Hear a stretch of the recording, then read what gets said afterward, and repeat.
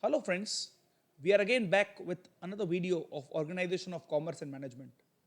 But before switching over to the academical portion, I would like to highlight two important things to you. The first thing is, today when you are watching this video, it is 30th of April and we have been uploading regular videos for Standard 12th Commerce since I think last 35 days. The great thing is we have been fortunate enough, God has been very kind that we have been able to upload the video regularly. We have, I think, not missed a single day on which we have not been able to upload the video, despite of a lot of internet issues, connectivity issues, and all those kinds of things. So God has really been kind to us, and because of that, we have been able to serve you so nicely. And it is also great that a lot of our students have regularly been watching our videos. They are thoroughly going through all the videos and have been very, very regular and kind hearted that in this tough times they are cooperating with us nicely. I promise to all of you friends, because of your hard work, because of all your cooperation that you are showing in us, with us in this moment, we will definitely pay you back as soon as the physical batches starts. So that is a very good thing which I would like to tell to you. The second very most important thing is that friends, still I doubt that a few of our students have not been regular in watching the videos because of certain reasons. Now I would humbly request to all of you friends, I would plead to you that please finish all the backlog that you are actually having, because it will be very, very difficult for you to finish everything in one go. It will be difficult for you. It will also be a bit boring to you to finish 7 to 8 hours video on a single day or on 2 days. I find it very tough. So what is very, very good is that please try to finish the backlog as much as you can. If you have not watched 3 to 4 previous videos, please finish it today itself and be regular on your part, because 12th standard is not a gimmick friends. You have to score good marks to secure your future. If you want to go in any good college, this is going to be a platform for you where you can build up. So without further ado, let's go and go to the textbook and start today's topic. Friends, before starting today's topic, just go through each and everything which we have discussed till now, revise everything, and as soon as you get it done, let's come back here again. So we have done a lot of things today till date. Today we have to start with, I think, we have done with planning, we have done with organizing. I also told you what you should understand here. See friends, I again tell you, this question of functions of management is not generally asked in 3 to 5 marks. But why are we discussing all these paragraphs is that certain MCQs or objectives may be asked from this. So we need to understand this. We need to remember a few important points which are given here, and then I'll definitely tell you what you should remember and how you should remember it as well. So let us start with today's topic, that is staffing. So I'm reading it. Employees are arms and legs of a unit. See, I'm underlining this is very, very important. Friends, if we want to name the functions of a business with the body parts, they have told that planning is the brain of the business. Here it is written. Planning is the brain. Organization is the physical body, that is physical structure. So planning is the brain. Organization is the physical structure. Friends, wherever you are writing the notes, after this bottom level management functions that you have written, please write it that planning is the brain, organization is the physical structure, and staffing or the employees are arms and the legs of the unit. So planning is brain, organization is the physical structure, and staffing is the arms and legs, that is limbs of a unit. Friends, I have seen this question umpteen number of times in various different kinds of papers, that what are the staffing function compared to with the human body. So you will have to write they are compared with the limbs, that is arms and legs. Friends, why are they compared with the arms and legs? Because they, if we see in our body, our arms and legs are the ones that do a lot of things for us. Major portion of our day-to-day activities are done through arms and legs. So that is the importance of employees in our business. So majority of the work, the business is being done by the employees. So they are compared with the arms and legs of the unit. According to Dr. George Terry, staffing is concerned with availing and maintaining. See friends, two words are very, very important here. Availing and maintaining. What is the meaning of availing and what is the meaning of maintaining? Satisfactory manpower. So the first point here is availing. Availing means hiring, recruiting, selecting. Okay. So जितने भी employees हमें लेने हैं, रखने हैं, that is availing. Maintaining मतलब जिनको हमने एक्चुअली रख लिया है उनको किस तरह से संभालेंगे. ठीक है. So both these things are concerned with staffing. Firstly who you will pick and after picking those employees how will you maintain them to make them satisfactory. Okay, so the manpower that you are going to have, how you are going to avail them and how you are going to maintain them, that is staffing. When there is a business organization, there will be existence of staff. Any organization without staff is a mere skeleton. Friends, this is also a very, very, very, very important line. What is an organization without staff compared to? It is compared to a skeleton. Skeleton means hard pincher. ठीक है. It is compared to a skeleton. It is compared to a hard pincher. So if an organization does not have the staff, it is like a skeleton. Means it can do nothing. Activities of a business unit depends on its staff. Staffing is related with recruitment. Recruitment means what, friends? Recruitment means hiring the employees. उनको रखना. Of employees for the right position at the right time in the right number with the right qualification. Right position, right time, right number and right qualification. मतलब क्या friends? सही position पे, सही बंदे को सही समय पे, सही मात्रा में, सही क्वालिफिकेशन वाले बंदे को रखना. मतलब क्या फ्रेंड्स? मैं किसी अनक्वालिफाइड व्यक्ति को अच्छी पोजीशन पे नहीं रख सकता, लेकिन मैं किसी हाईली क्वालिफाइड व्यक्ति को बहुत ही छोटी पोजीशन पे भी नहीं रख सकता. मुझे सही बंदे को सही पोजीशन पे रखना है. और ऐसे नहीं कि सही बंदे मिल रहे हैं तो रखते ही जाएं, पर क्या सही समय है उन्हें रखने का? वो सही समय पे रखना है और सही नंबर पे रखना है. मतलब मान लो मुझे आज 5 अच्छे लोगों की जरूरत है, पर मेरे पास 25 लोग आ रहे हैं और सभी अच्छे हैं, तो मैं 5 को ही रखूंगा, मैं 25 को क्यों रखूंगा? क्योंकि मुझे सैलरी तो सबको देनी पड़ेगी. तो I will have to recruit my employees in the right position at the right time in the right number with the right qualification. It also includes selection, training, transfer, promotion, dismissal, retirement and welfare activities. Friends, ये सभी चीजें जो यहाँ पे मैं underline कर रहा हूँ ना, इसके बारे में 2-2, 3-3 पैराग्राफ आपको आएंगे. कहाँ पे? ये स्टाफिंग का जो चैप्टर है ना, उसमें सिलेक्शन क्या है, ट्रेनिंग क्या है, ट्रांसफर क्या है, प्रमोशन क्या है, डिसमिसल क्या है, रिटायरमेंट क्या है, वेलफेयर एक्टिविटीज क्या है. लेकिन मैं आपको अभी थोड़ा थोड़ा बता देता हूं.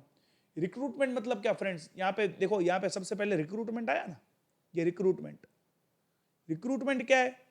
जिन भी लोगों को रखना है उनको बुलाओ एक बार कि भाई तुम्हें अपना आके यहाँ पे इंटरव्यू देना है. That is basically recruitment. उनमें से तुम सिलेक्ट करो, दैट इज सिलेक्शन. सिलेक्ट करके उनको ट्रेनिंग दो. ट्रेनिंग तो तुम समझते होगे. ट्रांसफर भी तुम समझते होगे. किसी बंदे को यहाँ से आप दूसरी जगह पे ट्रांसफर कर दो, दूसरी प्लेस पे ट्रांसफर कर दो, दैट इज ट्रांसफर. प्रमोशन मतलब किसी हाई पोजीशन पे उसको आप प्रमोट करो. डिसमिसल मतलब क्या फ्रेंड्स? उसको निकाल दो. रिटायरमेंट मतलब वो खुद छोड़ देगा, तब किस तरह से उसके साथ डीलिंग करनी. और वेलफेयर एक्टिविटीज मतलब उसको क्या क्या सुविधाएं देनी. ये सभी चीजें कहां पे आती है? स्टाफिंग में, क्योंकि basically it is linked with the employees of the business. देखो, अवेल भी करना है. अवेल मतलब रिक्रूटमेंट, सिलेक्शन, ये सब अवेल में आता है. मेंटेन कैसे करोगे? Training, transfer, promotion. डिसमिसल भी किस तरह से करोगे? फिर रिटायरमेंट उसका किस तरह से होना चाहिए, वेलफेयर एक्टिविटीज आप मेंटेन उसको किस तरह से करोगे, ये सब लिंक्ड है उसमें. ठीक है ना. एंथुजियाज्म एंड ज़ील मतलब फ्रेंड्स मोरल. एम्प्लॉइज का बूस्ट होता है. क्यों बूस्ट होता है? अगर उन्हें सेटिस्फाइड रखो आप. मतलब आपको अपने एम्प्लॉइज को क्या रखने का? सेटिस्फाइड रखने का, तो ही वो मेंटेन रहेंगे ना. Ultimately it will lead to increase in productivity and efficiency of the organisation. अगर आप उन्हें सेटिस्फाइड रखोगे तो वो क्या करेंगे? दिल से काम करेंगे. और अगर वो दिल से काम करेंगे तो आपकी ऑर्गेनाइजेशन की प्रोडक्टिविटी और एफिशिएंसी भी बढ़ेगी. मतलब ज्यादा अच्छे यूनिट्स आप बना पाओगे, क्योंकि वो आपके लिए अच्छा काम कर रहे हैं. Staffing function studies problems related to employees. The success of any business depends on its employees. तो ये बहुत इंपॉर्टेंट है जानना। किसी भी बिजनेस की सक्सेस किसके ऊपर डिपेंडेंट है फ्रेंड्स? उनके एम्प्लॉइज के ऊपर। At present staffing also includes man power planning. Man power planning मतलब बंदे, ह्यूमन रिसोर्स प्लानिंग आपने पढ़ा होगा उसको। ह्यूमन रिसोर्स, किस रिसोर्स को आप किस तरह से डील करोगे। ह्यूमन रिसोर्स डेवलपमेंट, आप किस तरह से उन्हें डेवलप करोगे। इवेल्युएशन ऑफ वर्क, किसने कितना काम किया वो इवेल्युएट आप करोगे। ऐसा नहीं है फ्रेंड्स कि किसी को काम दे दो, वो काम आपको चेक भी करना है। जॉब एनालिसिस, वो उनकी जॉब की किस तरह से काम चल रहा है, वो बराबर काम कर रहे हैं कि नहीं, और उनकी पूरी प्रोफाइल सब कुछ आप बराबर तरीके से देखोगे। It is a strong belief of every progressive management that a satisfied staff is an invaluable asset of the business. Friends, बहुत सारे एसेट्स होते हैं बिजनेस के, लेकिन एक सेटिस्फाइड स्टाफ हो ना आपके पास जो स्टाफ है वो एकदम खुश है आपसे, तो वो आपके लिए एक इनवैल्यूएबल एसेट है, वो आपके लिए एक प्राइसलेस एसेट है कि वो आपके लिए बहुत सारा काम आ सकता है। ठीक है, आगे पढ़ते हैं डायरेक्टिंग। फ्रेंड्स, डायरेक्टिंग का मतलब आप समझ लेना, डायरेक्टिंग का मतलब होता है गाइडेंस। ठीक है, गाइडेंस मैं यहां पे लिख देता हूं।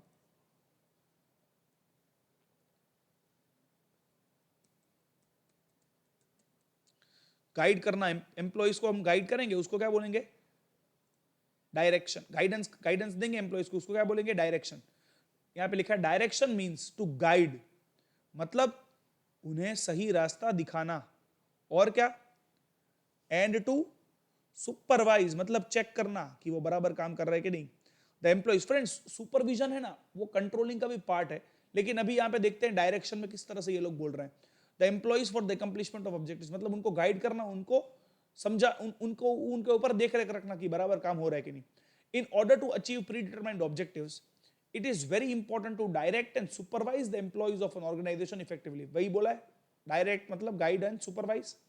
इन a business unit, planning is done after defining objectives. पहले नक्की करता है इंसान कि उसे क्या चाहिए, उसके ऑब्जेक्टिव्स नक्की करता है, फिर प्लानिंग करता है। एन आइडियल ऑर्गेनाइजेशन स्ट्रक्चर बनता है पूरा। रॉ मटेरियल, मशीन सब परचेस करता है, स्टाफ को अपॉइंट करता है। In spite of all of it, मतलब इतना करने के बावजूद सब कुछ एफर्ट्स आपकी यूजलेस है अगर supervisors fail to provide proper direction to employees or workers। मतलब आपने फ्रेंड सब कुछ कर लिया, आपने ऑब्जेक्टिव्स भी डिफाइन कर लिए, आपने स्ट्रक्चर भी फॉर्म कर लिया, आपने ये सब कुछ खरीदी भी कर ली, आपने स्टाफ भी इंप्लॉय कर लिया, सब कुछ कर लिया, लेकिन ये सभी क्या हो जाएगा? यूजलेस हो जाएगा अगर आपके सुपरवाइजर्स उनके एम्प्लॉइज को प्रॉपर क्या नहीं दे रहे हैं? डायरेक्शन नहीं दे रहे हैं। मतलब इतना सब कुछ करने के बाद क्या चीज बहुत इंपॉर्टेंट है friends? Proper direction, proper guidance to the employees और workers. Other management functions are worthless without direction. Direction includes various activities like to direct the subordinates, to supervise them, to give orders and instructions, to fix the work and to motivate the workers। ये बहुत सारी चीजें friends यहाँ पे आती हैं। To provide leadership etc। ये friends यहाँ पे आपको सब कुछ, ये सभी फ्रेंड्स आपको किस चैप्टर में पढ़ने को मिलेगा? डायरेक्शन चैप्टर में। ठीक है, लेकिन अभी यहाँ पे क्या देख रहे हैं? To direct the employees, to supervise them, to give orders and instructions, to fix the work, मतलब कौन सा काम, क्या कोई काम फिक्स हो गया नहीं हो गया, सब कुछ कंप्लीट करना है, कैसे करना है, कैसे समझेंगे काम कंप्लीट हो गया कि नहीं, ये सब कुछ टू फिक्स द वर्क में आता है। टू मोटिवेट, मतलब उनका मनोबल बढ़ाना। टू प्रोवाइड लीडरशिप, उनके लिए एक प्रॉपर लीडर की तरह बिहेव करना। ये सभी चीजें कहां पे आएंगी फ्रेंड्स? डायरेक्शन में। आपको ये वर्ड समझ में आई थिंक आ गया होगा, सबऑर्डिनेट। सबऑर्डिनेट्स मतलब क्या? देखो फ्रेंड्स, एक रिलेशनशिप होती है सबऑर्डिनेट सुपीरियर रिलेशनशिप। जो बॉस होता है जनरली उसको क्या बोलते हैं? सुपीरियर। और जो जो उसके नीचे आता है उसको क्या बोलते हैं? सबऑर्डिनेट। तो सबऑर्डिनेट को गाइडेंस देने का काम कौन करता है? सुपीरियर। तो सुपीरियर गाइडेंस देगा और सबऑर्डिनेट गाइडेंस लेगा। टॉप लेवल फ्रेंड्स क्या है? सुपीरियर। तो उसके लिए सबऑर्डिनेट कौन है? Middle level. मिडिल लेवल अगर सुपीरियर है तो उसके लिए सबऑर्डिनेट कौन है? Bottom level. ठीक है, direction is a continuous process, it is required at every level of management. जैसे मैंने आपको बोला, टॉप लेवल मिडिल लेवल को डायरेक्ट करेगा, मिडिल लेवल बॉटम लेवल को डायरेक्ट करेगा, ठीक है, बॉटम लेवल वर्कर्स को डायरेक्ट करेगा, इस तरह से चलेगा कामकाज। कंट्रोलिंग, अब नेक्स्ट पॉइंट पे आते हैं कंट्रोलिंग के ऊपर। कंट्रोलिंग फ्रेंड्स क्या है? देखना कि काम बराबर हुआ है कि नहीं। Maintaining balance between effort, result, resources and objectives, मतलब बैलेंस रखना। अब फ्रेंड्स ध्यान से समझना, बहुत सारे बच्चे कई बार कंट्रोलिंग में गलत गलत समझते हैं। मैं आपको क्लियर कट मीनिंग बताता हूं। जो यहाँ पे एकदम प्रॉपरली लिखा हुआ है, लेकिन बच्चे समझने में बहुत बार मैंने देखा है गलतियां करते हैं। Balance between efforts and results, पहले ये पढ़ो और फिर पढ़ेंगे हम ये दूसरा वाला, रिसोर्सेज एंड ऑब्जेक्टिव्स। हमारी एफर्ट्स और रिजल्ट के बीच में, एक्सपेक्टेड रिजल्ट और एफर्ट्स के बीच में बैलेंस होना चाहिए। मतलब क्या हम लोग इतनी एफर्ट कर रहे हैं कि हमें ये रिजल्ट मिले, ठीक है? क्या हम लोग इतनी एफर्ट कर रहे हैं कि हमें ये रिजल्ट मिले? अगर हम इतनी एफर्ट नहीं कर रहे हैं कि जो चाहिए वो रिजल्ट मिले, तो या तो एफर्ट को बढ़ाओ, ठीक है? या तो तुमने बहुत ज्यादा टारगेट बना लिया है अपना कि वो तुम इतनी एफर्ट नहीं कर पा रहे हो कि वो रिजल्ट तुम अचीव हो पाए। मतलब तुम्हारे एफर्ट और रिजल्ट के बीच में क्या होना चाहिए? बैलेंस होना चाहिए। दूसरा, रिसोर्सेज और ऑब्जेक्टिव्स के बीच। मान लो तुम्हारे पास सिर्फ 5,000 रुपए हैं और तुम सोच रहे हो कि तुम्हें 2 दिन में 50 लाख रुपए कमाने हैं 5,000 रुपए में से, वो तुम्हारा ऑब्जेक्टिव है। क्या फ्रेंड्स ये तुम्हारे रिसोर्स के हिसाब से तुम्हारा ये ऑब्जेक्टिव जस्टिफाइबल है? Logically speaking it is not justifiable. तो या तो तुम्हारे रिसोर्सेज तुम बढ़ाओ, ठीक है? जितने बेसिकली आपके पास रिसोर्सेज बढ़ाने की अपॉर्चुनिटीज बहुत लिमिटेड होती है, या तुम अपने ऑब्जेक्टिव्स को थोड़ा लो लेवल पे करो। तुम्हारा रिसोर्सेज और तुम्हारा ऑब्जेक्टिव्स के बीच में क्या होना चाहिए? बैलेंस। मतलब तुम्हारे एफर्ट्स और रिजल्ट्स के बीच में बैलेंस होना चाहिए और रिसोर्सेज और ऑब्जेक्टिव्स के बीच में बैलेंस होना चाहिए। अच्छा, अभी तो ये फंक्शन क्यों है? ये फंक्शन इसीलिए है फ्रेंड्स, हम देखेंगे यहाँ पे कि क्या हमारे एफर्ट्स हमारे रिजल्ट के हिसाब से है कि नहीं, और अगर हैं तो बराबर है, और अगर नहीं है तो क्या करना होगा, ठीक है? चले पढ़ते हैं। Controlling is the last function of management, ठीक है? लास्ट फंक्शन है। The function of controlling is to see whether all the business activities are done with the conformity of planning or not. मतलब क्या करना? चेक करना, to see whether business activities are done with conformity of planning or not. मतलब जो plan नक्की किया है उसके हिसाब से कामकाज हो रहा है कि नहीं, ये देखना किसका काम है? कंट्रोलिंग का। As per the traditional concept, controlling means to have restriction on employees activities. मतलब उनको हर एक बात पे रिस्ट्रिक्शन करने का, to have a strict approach, एकदम स्ट्रिक्ट रहने का, प्रोविजन ऑफ पनिशमेंट, अगर काम बराबर नहीं करे तो पनिशमेंट देने का। फ्रेंड्स ये सब क्यों लिखा है? तभी तो एफर्ट्स बढ़ेंगे इन लोगों की, ठीक है? और fine in case employees making mistake, अगर मिस्टेक कर रहा है तो उनसे फाइन वसूलने का। ये सभी ट्रेडिशनल कॉन्सेप्ट है फ्रेंड्स। ट्रांसफर करने का, उनको ट्रांसफर कर देने का। With holding their permission, promotion, उनकी प्रमोशन को भी तुम अटका दो। ये कहां पे लिखा है फ्रेंड्स? ये सब ट्रेडिशनल कॉन्सेप्ट है। ट्रेडिशनल मतलब पुराना कॉन्सेप्ट है, but it is a negative approach on controlling. मतलब क्या बोल क्या रही है ये? क्या बोल रहे हैं फ्रेंड्स? ट्रेडिशनली क्या क्या पहले माना जाता था? कंट्रोलिंग का मतलब है सभी एम्प्लॉइज की गतिविधियों पर तुम रिस्ट्रिक्शन लगा दो, एकदम स्ट्रिक्ट बनो एम्प्लॉइज के ऊपर, उनको पनिश करो, अगर गलतियां कर रहे हैं तो उनसे फाइन वसूलो, उनको ट्रांसफर करो, उनकी प्रमोशन को अटका दो, तभी वो क्या करेंगे? गलतियां नहीं करेंगे, बराबर काम करेंगे, एफर्ट्स को क्या करेंगे फ्रेंड्स? ये उनकी एफर्ट्स को क्या करेंगे? बढ़ाएंगे, तो ही रिजल्ट मिले। लेकिन ये कैसी अप्रोच है? नेगेटिव अप्रोच है कंट्रोलिंग की। अभी मॉडर्न टाइम में क्या हो गया है पता है फ्रेंड्स? मॉडर्न टाइम में आप पढ़ो यहां पर, कंट्रोलिंग को पॉजिटिव कॉन्सेप्ट माना जाता है। आप बोलोगे सर ये सब पहले नेगेटिव अप्रोच चल रहा था, अब पॉजिटिव अप्रोच चल रहा है, कैसे? देखो यहां पे, controlling is a corrective activity. Corrective activity है। हम लोग किसी को इस तरह से नहीं करेंगे कि भाई किसी को पनिश करे, किसी के ऊपर स्ट्रिक्ट हो, किसी को फाइन लगा दे, किसी को ट्रांसफर कर दे, किसी की प्रमोशन को अटका दे। हम क्या करेंगे? करेक्ट करेंगे उसकी गलतियां, ठीक है? Because the function of controlling is not to restrict the activities. मतलब उनको हमें रिस्ट्रिक्ट नहीं करना है उनके काम करने से, पर इट इज, देखिए यहां पर नॉट टू रिस्ट्रिक्ट नहीं करना है, पर to direct them in the right direction. मैंने आपको बताया था ना, कंट्रोलिंग और डायरेक्शन एक तरह से थोड़ा बहुत लिंकेज आपको देखने मिलेगा। कैसे? क्योंकि कंट्रोलिंग आज क्या है? पॉजिटिव कंसेप्ट है। मतलब देखना है उनकी करेक्टिविटी कि क्या गलत किया है और उसे करेक्ट करना, कैसे करेक्ट करेंगे? अगर देखेंगे बराबर चल रहा है कि नहीं, और उनको प्रॉपर वे में डायरेक्ट करेंगे, उनको सही दिशा में आप डायरेक्ट करेंगे, ठीक है। If these activities are not done as per planning, मतलब प्लानिंग के हिसाब से अगर बराबर काम हुआ है कि नहीं हुआ है, हमारी एफर्ट्स क्या रिजल्ट के हिसाब से है कि नहीं है, उसका बैलेंस रखना किसका काम है? कंट्रोलिंग का, ठीक है। उसमें आज की तारीख पे क्या हो रहा है? सही तरीके से रिस्ट्रिक्ट नहीं करना है, पर उनको डायरेक्ट करना है सही दिशा में, और करेक्ट करना है। गलतियां कर रहे हैं तो क्या करना है फ्रेंड्स? करेक्ट करना है पॉजिटिव तरीके से, ठीक है। If these activities are not done as per planning, the function of controlling is to see that mistakes made in the past are not to be repeated in the future। मतलब controlling का क्या कामकाज है? Check करना और उसके ऊपर ध्यान देना कि जो जो गलतियां तुमने पास्ट में की है वो फ्यूचर में रिपीट ना हो। मैं आपके लिए एग्जांपल दूं, मान लो 10th में तुमने नक्की किया था कि मुझे जिंदगी में बहुत ही जबरदस्त रिजल्ट लाना है, और जितना तुम्हारा पोटेंशियल है उसके हिसाब से तुम रिजल्ट नहीं ला पाए, तो कंट्रोलिंग क्या है? देखने का कि इस बार ऐसी मिस्टेक तुम्हारी ना हो, फ्यूचर में 12th में ऐसी मिस्टेक तुम ना करो, ठीक है। इसीलिए तुम्हारे रिजल्ट की एक्सपेक्टेशन के हिसाब से तुम्हारे एफर्ट्स को तुम्हें क्या करना पड़ेगा? बढ़ाना पड़ेगा। तो आज हमने क्या पढ़ा फ्रेंड्स? स्टाफिंग। क्विकली आपको बता दूं आज क्या पढ़ा। स्टाफिंग में सबसे पहले they are the arms and legs of unit. सिर्फ किसको लाना है वो नहीं है, लाकर मेंटेन भी करना है, उसका मतलब है स्टाफिंग, ठीक है। फिर ये बहुत ही इंपॉर्टेंट लाइन है फ्रेंड्स, ये याद रख लेना, an organisation without staffing is like a mere skeleton. सही पोजीशन में सही इंसान को सही समय पर जितने जितने चाहिए उतने सही क्वालिफिकेशन वाले बंदों को लेके रिक्रूट करना, फिर सिलेक्ट करना, ट्रेनिंग करना, ट्रांसफर करना, प्रमोट करना, डिसमिसल करना, रिटायरमेंट, वेलफेयर एक्टिविटी, सभी कहां पे? स्टाफिंग में।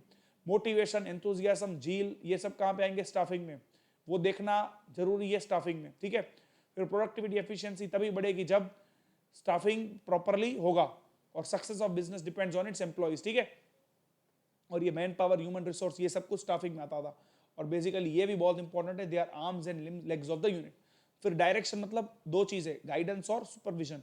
और ये डायरेक्शन कहाँ पे आता है? सबसे पहले ऑब्जेक्टिव्स नक्की किए, फिर प्लानिंग बराबर किया, फिर आइडियल ऑर्गेनाइजेशन स्ट्रक्चर फॉर्म किया, रॉ मटेरियल मशीन लिया, फिर ये स्टाफिंग भी बराबर किया। लेकिन सब कुछ क्या है? यूजलेस अगर सुपीरियर्स प्रॉपर डायरेक्शन नहीं देंगे एम्प्लॉइज को। मतलब क्या?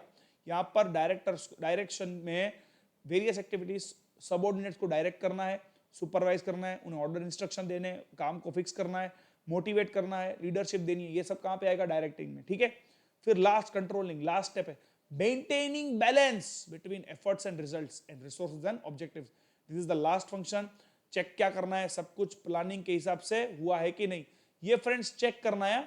चेक करोगे सब कुछ प्लानिंग के हिसाब से हुआ है कि नहीं। फिर ट्रेडिशनल कॉन्सेप्ट क्या बोलता था? सभी को परेशान करो, सभी रिस्ट्रिक्शन डालो, स्ट्रिक्ट रहो, पनिशमेंट करो, फाइन लो, ये सब कुछ करो। लेकिन आज के तारीख में कंट्रोलिंग क्या है? पॉजिटिव कॉन्सेप्ट है, करेक्टिव एक्टिविटी है। देखना है पहले कि प्लानिंग के हिसाब से हुआ है कि नहीं। अगर नहीं हुआ है तो क्या करेंगे? करेक्ट करेंगे। करेक्ट करने के लिए क्या करेंगे? डायरेक्शन। समझ में आता है ये डायरेक्टिंग और कंट्रोलिंग के बीच में thin line of difference? Controlling का मतलब क्या है फ्रेंड्स? फिर से बोल रहा हूं, कंट्रोलिंग का मतलब क्या है फ्रेंड्स?